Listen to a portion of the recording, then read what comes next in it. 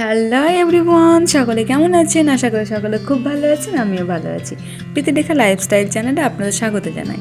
আজকে নিরামিষ পনির রান্নাটা করছি, কিন্তু নিরামিষ দিনে আমার একটু সমস্যা হয় যে রান্নাটা তো করে দিচ্ছি ঠিকই, কিন্তু টেস্টটা কেমন হবে। তাই আজকে আমি একটু আলাদাভাবে পনিরটা ট্রাই করছি, তো সেটাই আপনাদের সঙ্গে শেয়ার করছি। কড়াই দিয়ে দিয়েছি আমি একটু ঘি আর বাটার, তাতে কেটে রাখা পনিরগুলো দিয়ে একটু হালকা লাল লাল করে ভেজে নিচ্ছি। আর ভেজে রাখার পর আমি সেটা একটু জলে ডুবিয়ে রেখেছিলাম কিছুক্ষণ। এখানে চাইলে আপনারা দুধও ব্যবহার করতে পারেন, কিন্তু জলে জলে মানে ভিজিয়ে রাখার জন্য পনিরটা অনেকটা সফট হয়ে যায়।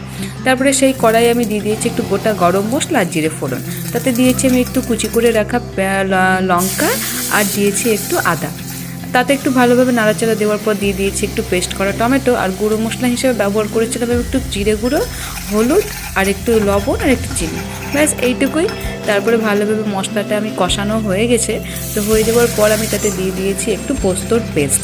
এতে টেস্টটা কিন্তু আরও বেড়ে গেছিলো। তো সব কিছু মশলাগুলো ভালোভাবে কষানো এখন কমপ্লিট। আমি দিয়ে দিচ্ছি এখন পনির। তো পনিরটা একটু ভালোভাবে ফুটে গেলে আমি নামিয়ে নেব। আর আজকে আমি একটু পনিরটা একটু স্পাইসি রান্না করেছি, দেখতেও লাল লাল হয়েছে আর খেতেও কিন্তু দারুণ টেস্ট হয়েছে। তো আমি নিরামিষ দিনে পনির এরকমভাবে বানিয়ে দেখুন, দেখতে খেতেও ভালো লাগবে।